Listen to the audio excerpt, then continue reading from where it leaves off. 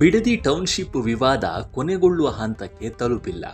ಬಲವಂತದ ಭೂಸ್ವಾಧೀನ ಇಲ್ಲ ಅಂತ ಸರ್ಕಾರ ಸ್ಪಷ್ಟಪಡಿಸಿದ್ರೂ ಯೋಜನೆ ಸ್ಥಗಿತದ ಬಗ್ಗೆ ಯಾವ ಭರವಸೆಯನ್ನು ನೀಡಿಲ್ಲ.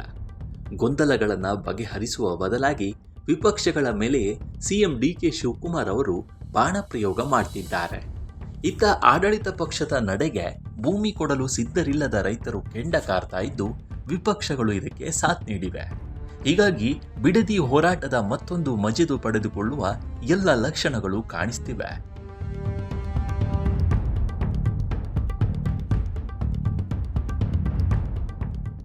ರೈತ ಮಹಿಳೆಯರ ಬದುಕನ್ನ ಕಸಿದುಕೊಳ್ಳುವ ಕಾರ್ಯವನ್ನ ಕಾಂಗ್ರೆಸ್ ಸರ್ಕಾರ ಮಾಡೋದಿಲ್ಲ.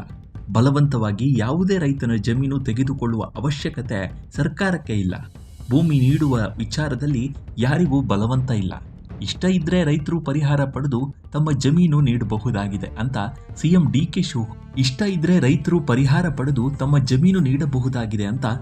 ಡಿಕೆ ಶಿವಕುಮಾರ್ ಸರ್ಕಾರದ ನಡೆಯನ್ನ ಸ್ಪಷ್ಟಪಡಿಸಿದ್ದಾರೆ.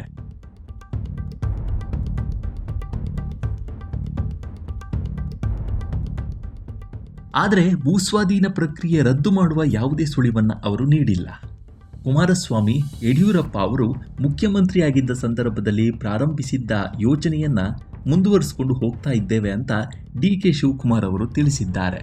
ಹೀಗಾಗಿ ರೈತರು ಆತಂಕದಲ್ಲೇ ದಿನ ಕಳೆಯಬೇಕಾಗಿದೆ. ಸರ್ಕಾರದ ಅಸ್ಪಷ್ಟ ನಡೆಯಿಂದಾಗಿ ರೈತರ ಹೋರಾಟಗಳು ಮುಂದುವರೆದಿವೆ.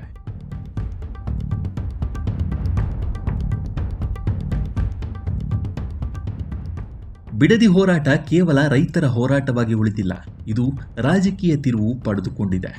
ಈಗಾಗಲೇ ನನ್ನ ಮೇಲೆ ಕೇಸು, ಕೌಂಟರ್ ಕೇಸು, ಪ್ರಯೋಗಗಳು ನಡೆಯುತ್ತಿವೆ. ಜೈಲಿಗೆ ಹೋಗುವ ದಿನ ಹತ್ತಿರ ಬಂದಿದೆ ಅಂತ ಕುಮಾರಣ್ಣ ಹೇಳಿದ್ದಾರೆ. ನಾನು ಸಿದ್ಧನಿದ್ದೇನೆ. ನಿನ್ನ ಆಶೀರ್ವಾದ. ನಾನು ಕೃಷ್ಣನ ಜನ್ಮಸ್ಥಳದಲ್ಲಿ ಇದ್ದವನು. ನೀನು ಬಂದು ಭೇಟಿ ಮಾಡಿದ್ದೆ. ಬೇರೆ ಯಾವ ನಾಯಕರು ಬೆಳೆಯಬಾರದು ಎಂಬ ನಿಮ್ಮ ಮನಸ್ಥಿತಿ ನನಗೆ ಅರಿವಿದೆ.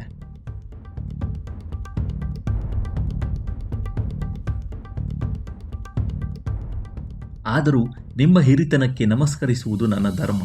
ನಾನು ಯಾರಿಗೂ ಕೆಟ್ಟದ್ದು ಬಯಸುವವನಲ್ಲ, ನಿಮಗೂ ಕೆಟ್ಟದ್ದನ್ನು ಬಯಸೋದಿಲ್ಲ.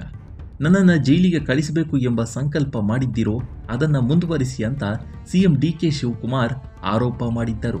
ಇದಕ್ಕೆ ಪ್ರತಿಕ್ರಿಯೆ ನೀಡಿರುವ ಕೇಂದ್ರ ಸಚಿವ ಎಚ್.ಡಿ. ಕುಮಾರಸ್ವಾಮಿ, ನಾನ್ಯಾಕೆ ಯಾರ ಮೇಲೆ ಹೊಟ್ಟೆ ಕಿಚ್ಚು ಮಾಡಲಿ, ಬಿಡದಿಯ ರೈತರ ಪರವಾಗಿ ನಾನು ಹೋರಾಟ ಮಾಡ್ತೇನೆ ಅಂತ ತಿರುಗೇಟನ್ನ ನೀಡಿದ್ದಾರೆ.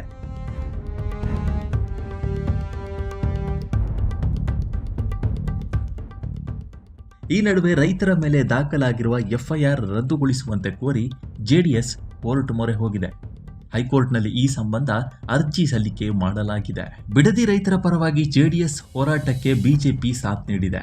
ಫ್ರೀಡಂ ಪಾರ್ಕ್ನಲ್ಲಿ ಶುಕ್ರವಾರ ಬೃಹತ್ ಹೋರಾಟ ನಡೆದಿದೆ. ಈ ಹೋರಾಟದಲ್ಲಿ ಮಾಜಿ ಸಿಎಂ ಬಿಎಸ್ ಯಡಿಯೂರಪ್ಪ ಕೂಡ ಭಾಗಿಯಾಗಿದ್ದರು. ಅಲ್ಲದೆ ವಿಪಕ್ಷ ನಾಯಕ ಆರ್ ಅಶೋಕ್, ಛಲವಾದಿ ನಾರಾಯಣಸ್ವಾಮಿ, ಬಿಜೆಪಿ ರಾಜ್ಯಾಧ್ಯಕ್ಷ ಬಿವೈ ವಿಜಯೇಂದ್ರ ಸಹ ಉಪಸ್ಥಿತರಿದ್ದರು.